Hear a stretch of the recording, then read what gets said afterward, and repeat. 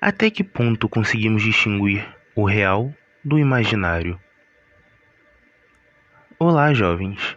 Meu nome é Caio e sejam bem-vindos a mais um episódio de Projeto Pesadelo. Projeto Pesadelo.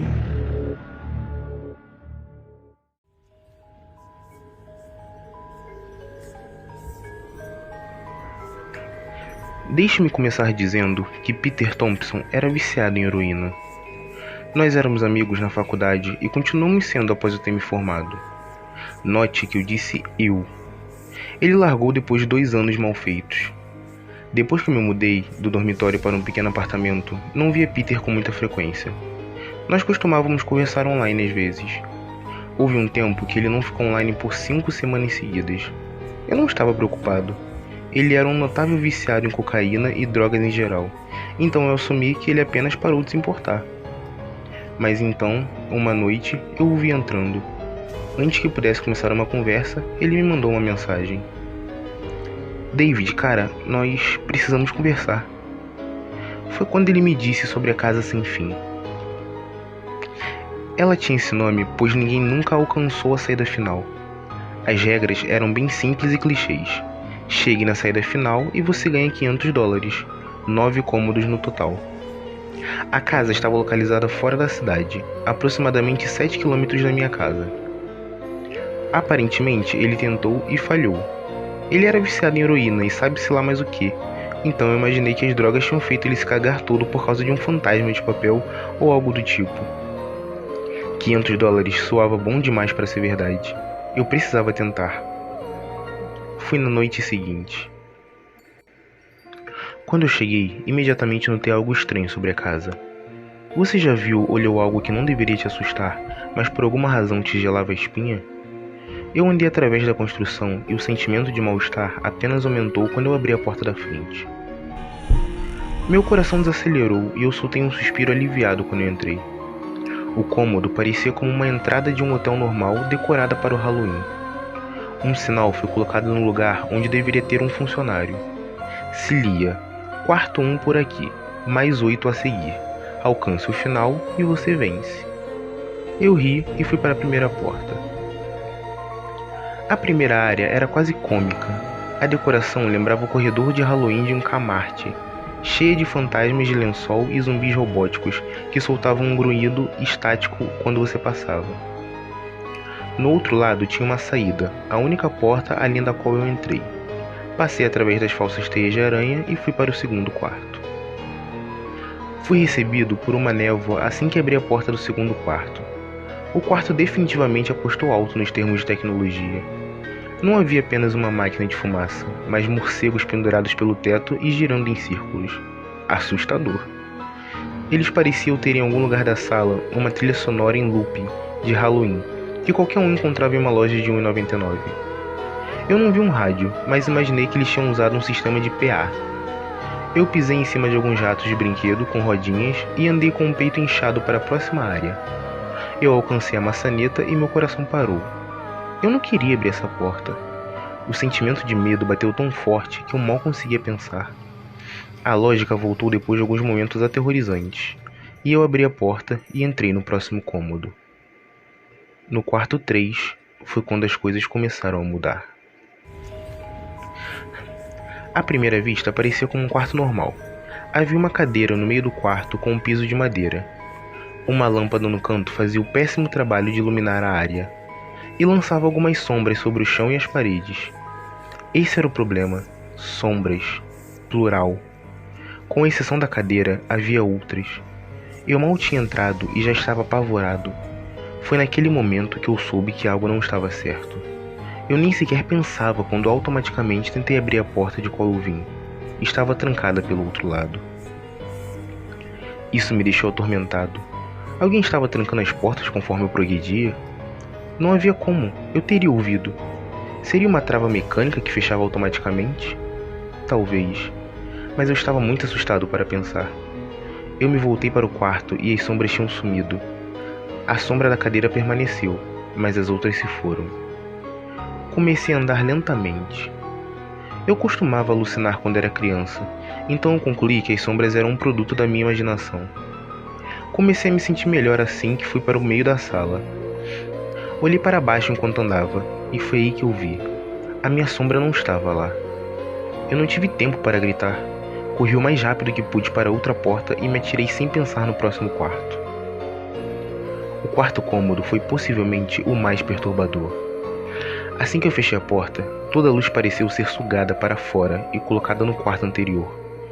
Eu fiquei ali, rodeado pela escuridão, e não conseguia me mexer. Não tenho medo do escuro, e nunca tive, mas eu estava absolutamente aterrorizado. Toda a minha visão tinha me deixado. Eu ergui minha mão na frente do meu rosto, e se eu não soubesse que tinha feito isso, nunca seria capaz de contar. Não conseguia ouvir nada. Estava um silêncio mortal. Quando você está em uma sala à prova de som, ainda é capaz de se ouvir respirar. Você consegue ouvir a si mesmo e estar vivo. Eu não podia. Comecei a tropeçar depois de alguns momentos. A única coisa que eu podia sentir era meu coração batendo rapidamente. Não havia nenhuma porta à vista. Eu não tinha nem sequer certeza se havia uma porta mesmo. O silêncio foi quebrado por um zumbido baixo. Senti algo atrás de mim. Virei-me bruscamente, mas mal conseguia ver meu nariz. Mas eu sabia que era lá. Independentemente do quão escuro estava, eu sabia que tinha algo lá. O zumbido ficou mais alto, mais perto. Parecia me cercar, mas eu sabia que o que quer que estivesse causando barulho estava na minha frente, se aproximando.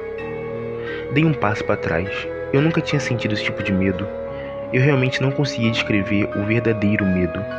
Não estava nem com medo de morrer, mas sim do modo que isso ia acontecer. Tinha medo do que a coisa reservava para mim. Então as luzes piscaram por menos de um segundo e eu vi. Nada. Eu não vi nada. E eu sei que eu não vi nada lá. O quarto estava novamente mergulhado na escuridão. E o zumbido era agora um guincho selvagem. Eu gritei em protesto. Não consegui ouvir o barulho por mais de um maldito minuto. Eu corri para trás, longe do barulho, e comecei a procurar pela maçaneta. Me virei e caí dentro do quarto 5. Antes que eu descreva o quarto 5, você deve entender algo. Eu não sou um viciado. Nunca tive história de abuso de drogas ou qualquer tipo de psicoses além das alucinações na minha infância, que eu já mencionei. E elas eram apenas quando eu estava realmente cansado ou tinha acabado de acordar. Eu entrei na casa sem fim, limpo. Depois de cair do quarto anterior, minha visão do quinto quarto foi de costas, olhando para o teto. O que eu vi não me assustou, apenas me surpreendeu. Árvores tinham crescido no quarto e se erguiam acima da minha cabeça. O teto desse quarto era mais alto que os outros, o que me fez pensar que eu estava no centro da casa. Me levantei do chão, me limpei e olhei ao redor. Era definitivamente o maior quarto de todos. Eu sequer conseguia ver a porta de onde eu estava. Os vários arbustos e árvores devem ter bloqueado a minha linha de visão da saída. Nesse momento, eu notei que os quartos estavam ficando mais assustadores, mas esse era um paraíso em comparação ao último. Também assumi que o que estava no quarto 4 tivesse ficado lá. Eu estava incrivelmente errado. Conforme eu andava, comecei a ouvir o que se poderia ouvir em uma floresta. O barulho dos insetos se movendo e dos pássaros voando pareciam ser as minhas únicas companhias nesse quarto. Isso foi o que mais me incomodou.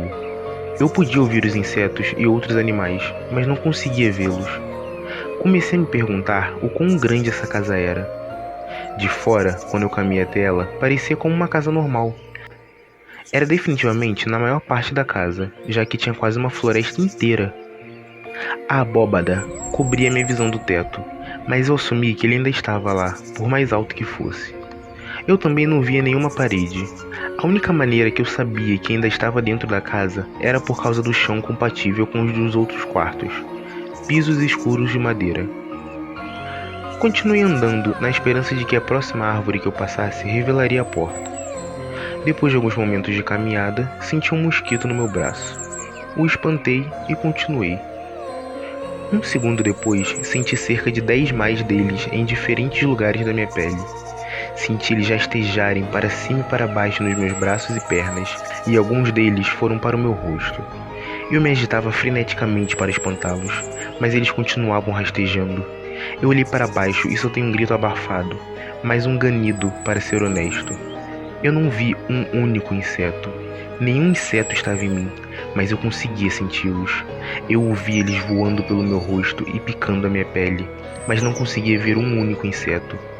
Me joguei no chão e comecei a rolar descontroladamente. Eu estava desesperado.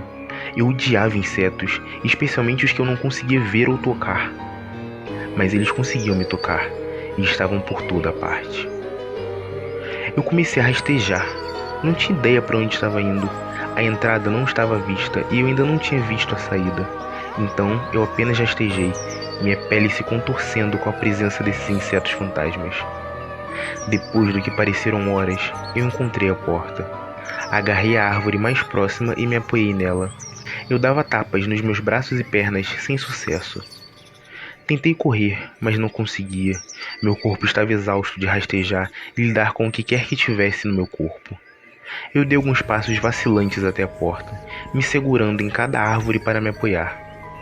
Estava a poucos passos da porta quando eu ouvi o zumbido baixo de antes. Estava vindo do próximo quarto e era mais profundo. Eu podia quase senti-lo dentro do meu corpo, como quando você está do lado de um amplificador em um show. A sensação dos insetos em mim diminuiu quando o zumbido ficou mais alto. Assim que eu coloquei a mão na maçaneta, eles se foram completamente. Mas eu não consegui girar a maçaneta. Eu sabia que se eu soltasse, os insetos voltariam, e eu não voltaria para o cômodo 4.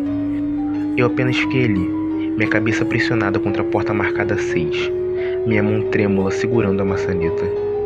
O zumbido era tão alto que eu não conseguia nem me ouvir fingir pensar. Eu não podia fazer nada além de prosseguir. O quarto 6 era o próximo, e ele era o inferno.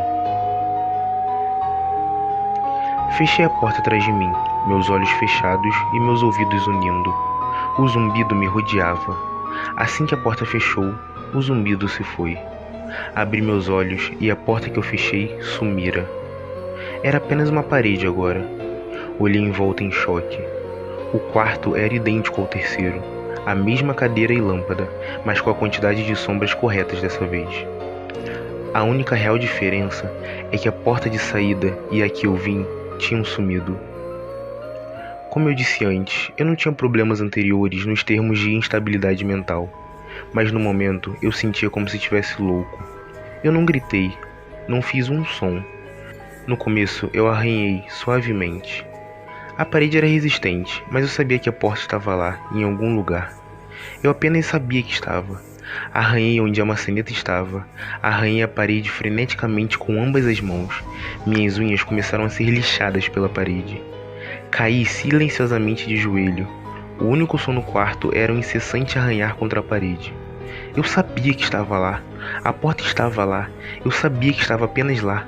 Sabia que se eu pudesse passar pela parede... Você está bem? Pulei do chão e me virei rapidamente. Me encostei contra a parede atrás de mim e vi o que falou comigo, e até hoje eu me arrependo de ter virado. A garotinha usava um vestido branco que descia até os tornozelos. Ela tinha longos cabelos loiros que desciam até o meio das suas costas, pele branca e olhos azuis. Ela era a coisa mais assustadora que eu já tinha visto, e eu sei que nada na vida será tão angustiante como o que eu vi nela. Enquanto eu a olhava, eu via a jovem menina, mas eu também via algo mais. Onde ela estava, eu vi o que parecia com o corpo de um homem maior do que o normal e coberto de pelos. Ele estava nu, da cabeça ao dedão do pé, mas sua cabeça não era humana e seus pés eram cascos. Não era o diabo, mas naquele momento poderia muito bem ter sido. Sua cabeça era a cabeça de um carneiro e o focinho de um lobo. Era horrível e era como uma menininha à minha frente. Eles tinham a mesma forma. Eu não consigo realmente descrever, mas eu vi os dois ao mesmo tempo. Eles compartilhavam o mesmo lugar do quarto, mas era como olhar para duas dimensões separadas. Quando eu olhava a menina, eu via a coisa, e quando eu olhava a coisa, eu via a menina. Eu não conseguia falar, eu mal conseguia ver. Minha mente estava se revoltando contra o que eu tentava processar. Eu já tive medo antes na minha vida, e eu nunca tinha estado mais assustado do que quando fiquei preso no quarto 4. Mas isso foi antes do 6º. Eu apenas fiquei ali, olhando para o que quer que fosse que falou comigo. Não havia saída. Eu estava preso lá com aquilo.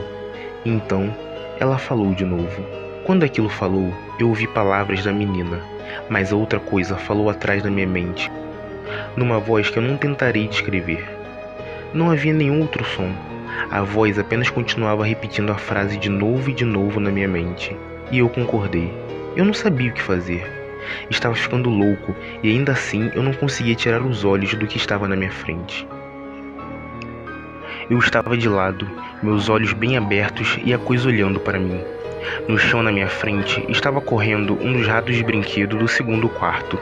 A casa estava brincando comigo. Mas por alguma razão, ver esse rato fez a minha mente voltar de onde quer que ela estivesse e olhar ao redor do quarto. Eu sairia de lá.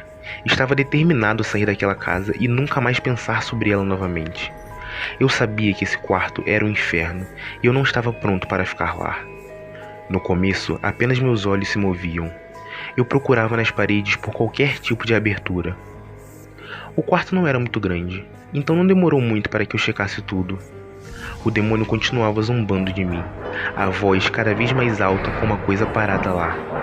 Coloquei minha mão no chão e fiquei de quatro, e voltei a explorar a parede atrás de mim. Então eu vi algo que eu não podia acreditar. A coisa estava agora diretamente nas minhas costas, sussurrando como eu não deveria ter vindo.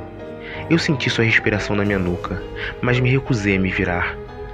Um grande retângulo foi riscado na madeira, com um pequeno entalhe no meio dele. E bem em frente aos meus olhos eu vi um 7, que eu tinha inconscientemente feito na parede. Eu sabia o que era.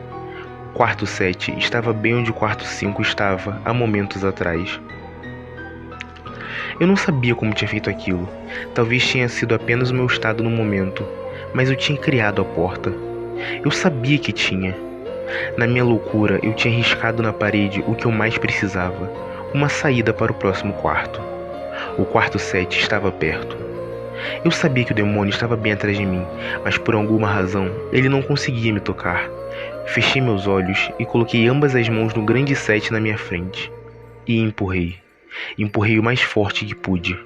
O demônio agora gritava nos meus ouvidos. Ele dizia que eu nunca iria embora. Me dizia que esse era o fim, mas que eu não iria morrer. Eu iria ficar lá no quarto 6 com ele. Eu não iria. Empurrei e gritei com todo o meu fôlego. Eu sabia que alguma hora eu iria atravessar a parede. Cerrei meus olhos e gritei. E então o demônio se foi. Eu fui deixado no silêncio. Me virei lentamente e fui saudado com o quarto estando como estava quando eu entrei. Apenas uma cadeira e uma lâmpada. Eu não podia acreditar nisso, mas não tive tempo de me habituar. Me virei para o 7 e pulei levemente para trás. O que eu vi foi uma porta. Não a que eu tinha riscado lá, mas uma porta normal, com um grande 7 nela. Todo o meu corpo tremia. Me levou um tempo para girar a maçaneta. Eu apenas fiquei lá, parado por um tempo, encarando a porta.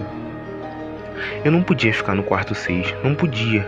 Mas se isso foi apenas o quarto 6, não conseguia imaginar o que me aguardava no 7. Devo ter ficado lá por uma hora, apenas olhando para o 7. Finalmente respirei fundo e girei a maçaneta, abrindo a porta para o quarto 7. Cambaleei através da porta, mentalmente exausto e fisicamente fraco. A porta atrás de mim se fechou e eu me toquei de onde eu estava. Eu estava fora. Não como no quarto 5, eu estava realmente lá fora. Meus olhos ardiam, eu queria chorar. Caí de joelhos e tentei, mas eu não consegui. Eu estava finalmente fora daquele inferno. Nem sequer me importava com o prêmio que foi prometido. Me virei e vi que a porta que eu tinha acabado de atravessar era a entrada. Andei até o meu carro e dirigi para casa, pensando em quão bom seria tomar um banho. Assim que cheguei em casa, me senti desconfortável. A alegria de deixar a casa sem fim tinha sumido, e um temor crescia lentamente em meu estômago. Parei de pensar nisso e fiz meu caminho para a porta da frente. Entrei e imediatamente subi para o meu quarto. Eu entrei lá e na minha cama estava o meu gato. Ele foi a primeira coisa viva que eu vi naquela noite, e fui fazer carinho nele. Ele sibilou e bateu na minha mão. Recuei em choque, ele nunca tinha agido assim. Eu pensei, tanto faz, ele é um gato velho. Fui para o banho e me aprontei para o que eu esperava ser uma noite de insônia. Depois do meu banho, fui cozinhar algo. Desci as escadas e me virei para a sala de estar. E vi o que ficaria para sempre gravado em minha mente. Meus pais estavam deitados no chão, nus e cobertos de sangue. Foram mutilados ao ponto de estarem quase identificáveis. Seus membros foram removidos e colocados ao lado dos seus corpos, e suas cabeças em seus peitos, olhando para mim. A pior parte eram suas expressões. Eles sorriam, como se estivessem felizes em me ver. Vomitei e comecei a chorar lá mesmo. Eu não sabia o que tinha acontecido. Eles nem sequer moravam comigo. Eu estava confuso. E então eu vi uma porta que nunca esteve lá antes. Uma porta com um grande 8 riscado com sangue nela. Eu continuava na sala. Estava na minha sala de estar, mas ainda assim no quarto 7. O rosto dos meus pais sorriram mais ainda quando eu percebi isso. Eles não eram meus pais, não podiam ser, mas pareciam exatamente como eles. A porta marcada com um 8 estava do outro lado, depois dos corpos mutilados na minha frente. Eu sabia que tinha que continuar, mas naquele momento eu desisti. Os rostos sorridentes acabaram comigo, me seguravam lá onde eu estava. Vomitei novamente e quase entrei em colapso. E então o zumbido voltou. Estava mais alto do que nunca, enchia a casa e tremia as paredes. O zumbido me obrigou a andar. Comecei a andar lentamente, indo em direção à porta e aos corpos.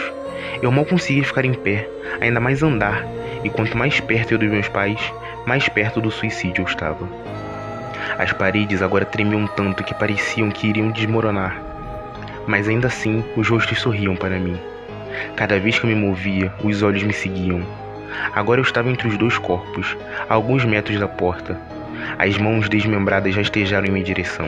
O tempo todo os rostos continuavam a me olhar fixamente. Um novo terror tomou conta de mim, e eu andei mais rápido. Eu não queria ouvir eles falarem, não queria que as vozes fossem iguais às dos meus pais. Eles começaram a abrir as bocas, e agora suas mãos estavam a centímetros dos meus pés. Em um movimento desesperado, corri até a porta, a abri, e bati com ela atrás de mim. Quarto 8. Eu continuo tendo dificuldade em acreditar no que eu vi na sala 8. De novo, o quarto era uma cópia do quarto 6 e 4, mas sentado na cadeira normalmente vazia, estava um homem.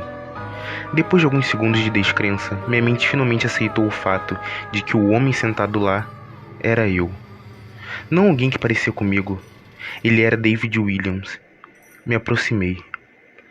Eu tinha que dar uma olhada melhor, mesmo tendo certeza disso. Ele olhou para mim e notei lágrimas em seus olhos. Por favor, não faça isso. Por favor, não me machuque. O quê? Eu disse. Quem é você? Eu não vou te machucar. Sim, você vai. Ele soluçava agora. Você vai me machucar e eu não quero que você faça isso.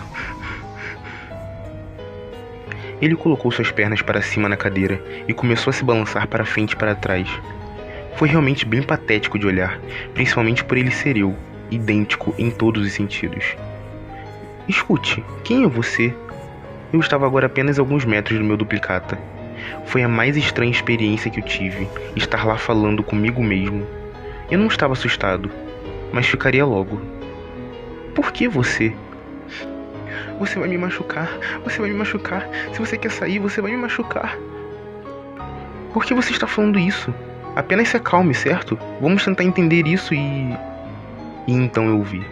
O David sentado lá estava usando as mesmas roupas que eu, exceto por uma pequena mancha vermelha bordada em sua camisa, com o número 9. Você vai me machucar, você vai me machucar. Não, por favor, você vai me machucar, você vai me machucar.